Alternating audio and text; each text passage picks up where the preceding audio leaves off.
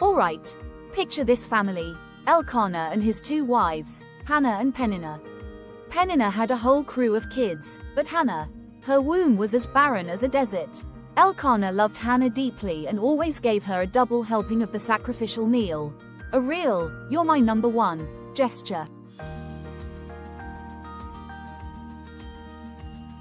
But Peninnah, well, she was like a constant thorn in Hannah's side. Because Hannah couldn't have kids, Peninnah would rub it in, needling her and making her life miserable. It was a yearly drama when they went up to Shiloh to worship at the temple, where Eli's sons, Hophni and Phinehas, were the priests. Not exactly shining examples of godly behavior themselves, but that's another story.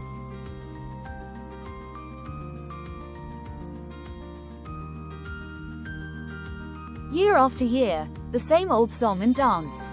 Hannah would go up to the temple, Peninnah would poke and prod, and Hannah would end up in tears, unable to even eat. Her husband, bless his heart, would try to comfort her. "Hannah, honey," he'd say, "why the long face? Why aren't you eating? Am I not enough for you? Aren't I better than 10 sons?" Sweet sentiment, but it didn't quite hit the spot.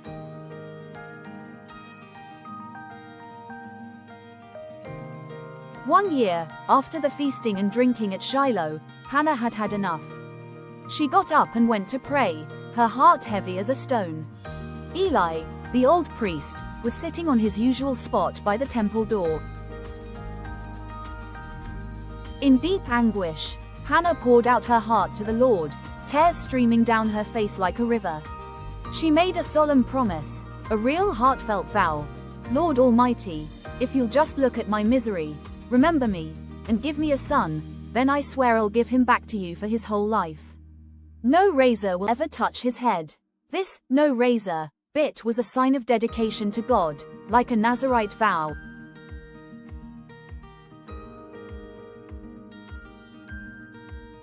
As she kept on praying, her lips moving silently, Eli watched her. He couldn't hear a thing, so he figured she was tipsy. "Hey," he said, "how long are you going to stay drunk? Put down the booze." Hannah, mortified, replied, "Oh no, sir. I'm not drunk. I'm a woman with a broken heart. I haven't had a drop of wine or beer. I was just laying it all out before the Lord." "Don't think I'm some no-good woman," she pleaded. "I've been praying out of sheer pain and sorrow." Eli, realizing he'd jumped to the wrong conclusion, said gently, "Go in peace, and may the God of Israel grant you what you've asked." Hannah's spirits lifted. "May I always have your favor, sir," she said. Then she went and ate something, and her face was no longer clouded with sadness. It was like a weight had been lifted. The next morning, they got up early, worshipped the Lord, and headed back home to Ramah. Elkanah and Hannah were intimate, and the Lord remembered Hannah, meaning, he answered her prayer. Sure enough, in due time, Hannah conceived and gave birth to a son.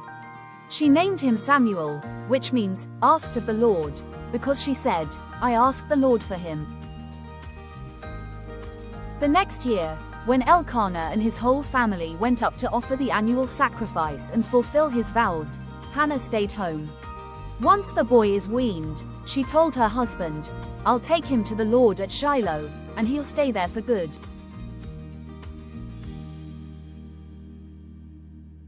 Elkanah, understanding and supportive, said, "Do whatever you think is best. Stay here until you've weaned him. May the Lord make his word come true." So Hannah stayed home and nursed Samuel until he was old enough. Once Samuel was weaned, Hannah didn't waste any time. She took him, young as he was, along with a good offering, a 3-year-old bull, a sack of flour, and a skin of wine, and brought him to the Lord's house at Shiloh. After they sacrificed the bull, Hannah brought Samuel to Eli. "Excuse me, sir," she said, "as surely as you live, I'm the woman who stood here beside you praying to the Lord. I prayed for this child, and the Lord granted me what I asked. So now, I'm giving him back to the Lord. For as long as he lives, he will be dedicated to the Lord." And there, at the temple, they worshipped the Lord. It was Hannah keeping her promise, a mother giving her precious son back to the God who had answered her heartfelt cry.